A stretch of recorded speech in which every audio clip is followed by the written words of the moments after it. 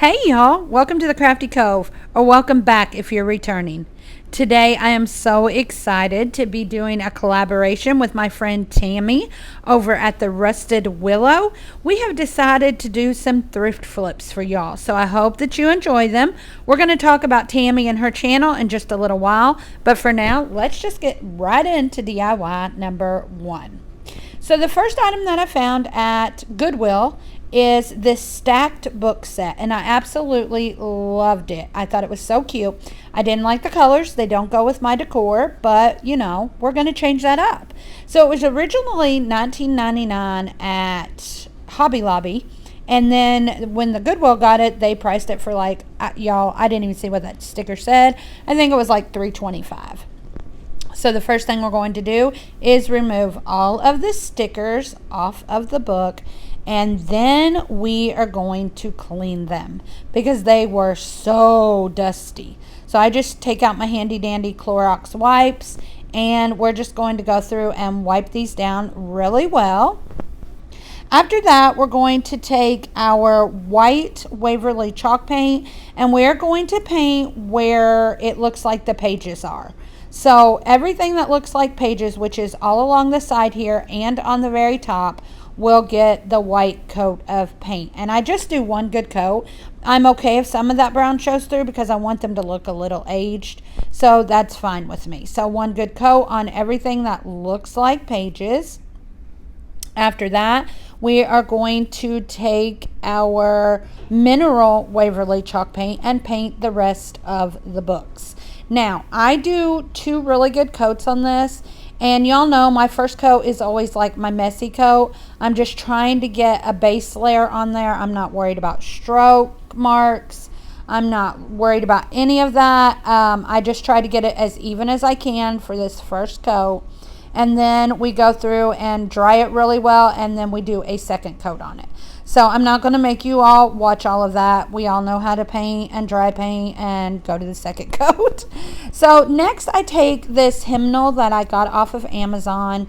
I am a church girl. I love church. We don't use hymnals in our church right now. I guess it's just, you know, hardly anyone does.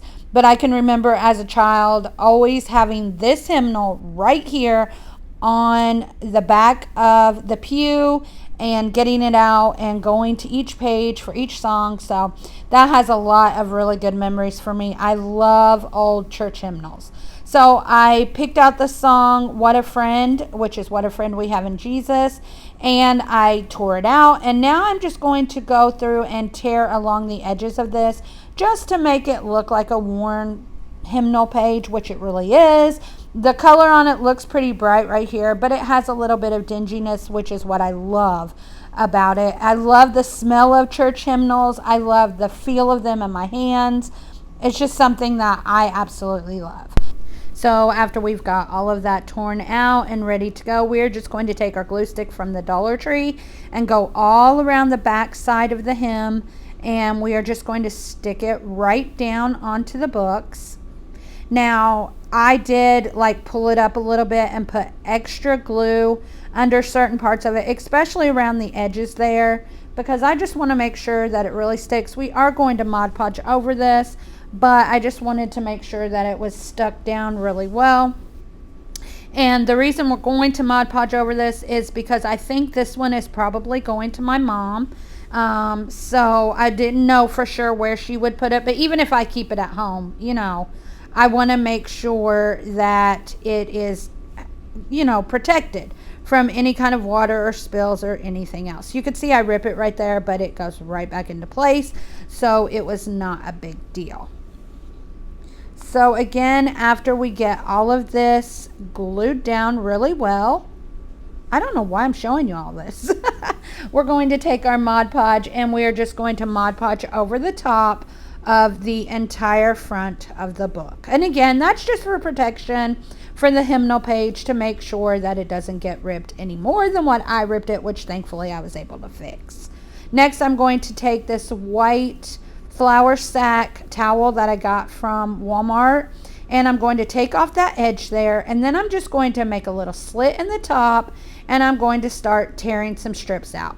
I probably tear out all together about 10 of these because I use this for all of my different projects, which you'll see later on. So after we do that, then we're going to take this gray and white gingham fabric that I got from Walmart again and do the same thing. Just cut a slit along the top and rip it down because I want this frayed look on all of my projects. So now I'm taking a couple of the pieces and we are just going to fold them and cut them right in half. We are going to make a messy bow here with all of these strips. And after I get some of those done with the gray and white, I'm just going to start cutting some strips of the white. At first I measured and then I was just like, nope, we're just going to start cutting on this material because, you know, a messy bow, you don't want it to look perfect. So after we get that done, we will take some of our twine here, clean up our mess a little bit. Y'all know I'm a messy crafter. Take a piece of twine and we are just going to start layering our messy bow. I just do it in like an X formation and just no rhyme or reason, you know, no definite way to do this. You can use as little or as much material as you want, or you can use ribbon. It does not have to be this material, but this is just what I liked and what I thought would go well with my projects. Then we're just going to knot it up, tie knots in it, and cut off the excess jute. Then I take a longer piece of the gray and white and I just tie 2 knots right in the middle of that fabric, and we're going to cut it off to the size that we want. Now we're going to take that knotted piece of fabric and we are going to glue that right into the center of our little messy bow or whatever you want to call it. And then we are going to glue all of this right to the book stack with the hymnal page on. You know, this was such an easy project, really just a lot of paint and a little bit of gluing. I love how this turned out. Again, I am such a lover of old hymnals, and not just old hymnals, but old books, because I am an avid reader. So I really think my mom is going to like this and how it turned out. I like that you can display it on its side or prop it up, you know, like this right here. I just love how this turned out. So again, today is a collaboration with my friend Tammie over at the Rusted Willow. If y'all don't know who Tammie is, you are missing out. She does a lot of farmhouse decor. She does a lot of thrift flips. She does hauls over on her channel. If you haven't checked Tammie out, make sure you go and check her out and let her know that Missy sent you. Y'all, I promise you will not be disappointed with her. She does great work, and I'm so tickled to be working with her on this collaboration. Now we're going into DIY number 2, which y'all, I don't even know if I would call this a DIY, but I got this little lamp at the Goodwill for $3.25. And I loved the look of it. I didn't want to do a whole lot to it because I didn't want to take away from the integrity of the lamp. So the first thing I do is I just go through, and there's a couple little stickers on here, little clear round stickers, and I just peel those off, and of course peel off the price tag off of the bottom. And then we take our handy dandy Clorox wipes, which I keep at my craft table every time I'm working, just because they are so easy and they work on so many things. So we'll just clean that up really well. And then my friend Amanda over at 6 Kids and a Glue Gun sent me these beautiful farmhouse stickers, and I decided to use these on there. So I pick out a chicken and a couple olive leaves, and I just put them on there where I want them to be.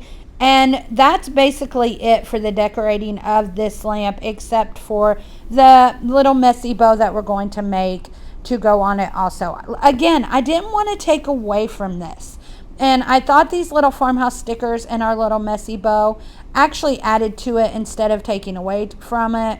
So I loved how this one turned out also. Y'all make sure you let me know in the comments which of these is your favorite DIY. So we're just going to take some strips of the gray and white gingham, and we're just going to tie little knots right in the middle of them. And then, you know, I just like the way this looks and the way it turns out. We don't do really big messy bow on this one, just a small one.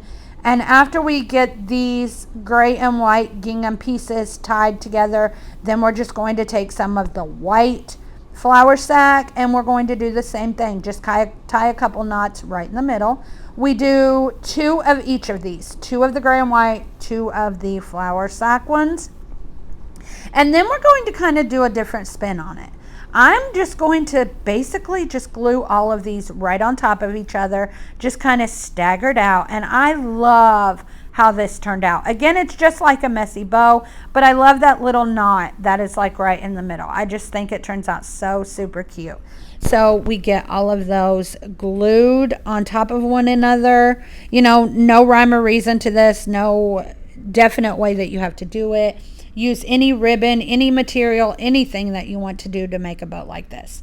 So after we get them all on there, we are going to cut them down just a little bit because they were a little too long for this small of a project. So I just go through and cut those ends off, and then we glue it right to the lamp.